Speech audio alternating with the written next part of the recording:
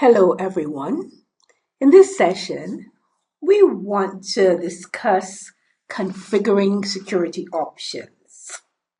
Security options are configured in the Group Policy Management console, and the settings that you can configure for security options are administrator and guest account names, access to CD/DVD drives, digital data signatures, driver installation behavior, logon prompts, and user account control. The path to the security options is listed here: computer configuration, policies, Windows settings, security settings, local policies, security options. We want to take a look at some of the commonly used security options. So we're going to go into Tools and Group Policy Management.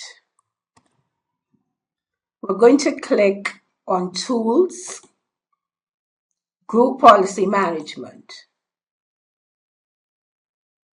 And we want to expand Contoso and right-click on Group Policy Objects and say New.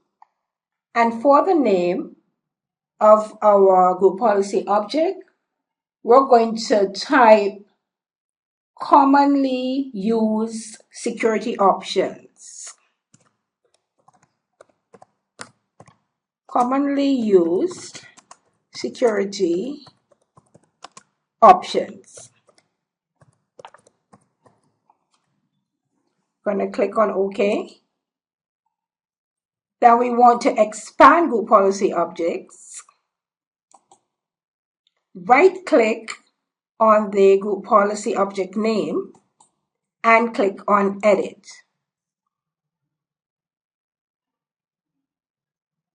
Now, to find the security options, we're going to go through the path: computer configuration, policies, Windows settings,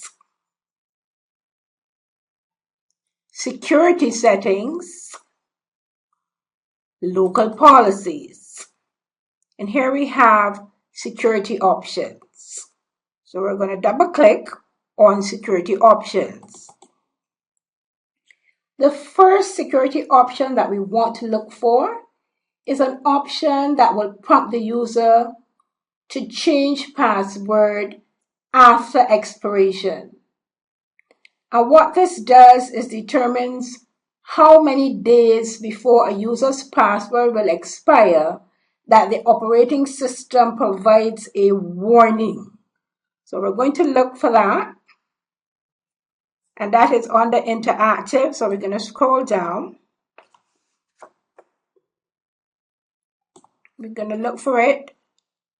And it is prompt user to change password before expiration. Here it is.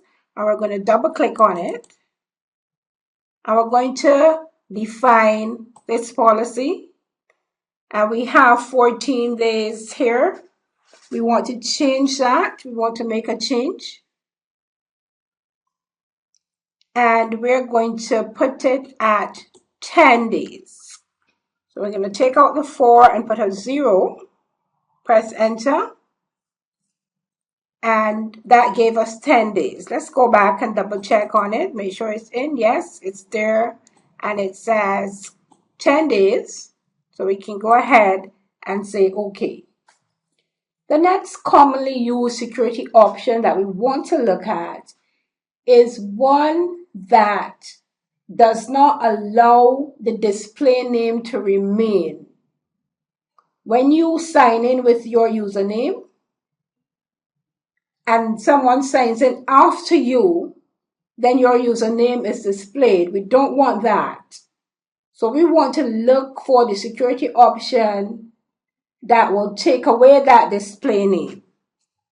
So let us look for it. Do not display last username. And here it is, interactive logon, do not display last username. We want to double click on it. Define the policy setting and click enabled. Apply and OK. The third commonly used security option that we want to look at is specifying a message to be displayed when the user is logging on. And one of the common messages that you would find network administrators using is a warning that the system is for private and authorized use only, and that all attempts to use the system will be monitored. So let's look for them. Let's look for that one. Specify a message. And here it is. Message text. And notice you also have message title. So you can put a message text and you can put a title, maybe your company name or your department name for the title. The one we're going to do is the message text. So we're going to double click on message text, define this policy, and then we want to write a message, a warning that the system is for private use only and all attempts to use the system will be monitored. So I'm just going to put this system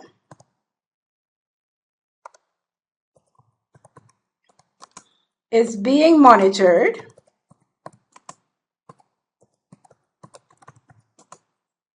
remotely. But you can put anything that you want for your organization. It's up to the administrator to decide what they will put in this message box. Remember what I said before, always have a computer policy that dictates what you're going to do. So we want to click on apply and OK. We want to look for a fourth security option that is commonly used within companies. And this one is a really important one and you should remember it. It is called rename the administrator account. And you should never log on as the default administrator. You should always rename that account. So we're going to go up into accounts. We're going to scroll up. We're going to look for accounts. And we're going to look for rename administrator account. Here it is. Rename administrator account. And we're going to double click on that. And we're going to click define the setting. And here we want to actually rename the account. Let's go to the explain tab. The explain tab simply tells us that the username is not valid because we didn't put anything in the box. So let's gonna click OK and put administrative name in that box. So we're renaming the administrator account and we're gonna call it finance admin. You apply and say OK. So we now have a computer policy with all those security options included. Let us close the Group Policy Management Editor. We want to apply that policy to the Finance OU. So here we have the Finance OU. We're going to right click on the Finance OU and we're going to say link an existing GPO. So we're going to click on that. And then you want to look for that GPO name that we created. And it is here at the top, commonly used security options.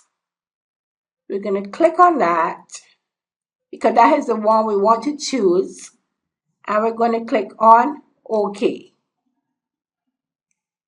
So now, anyone who is in that Finance OU those policies will apply to that user or that person.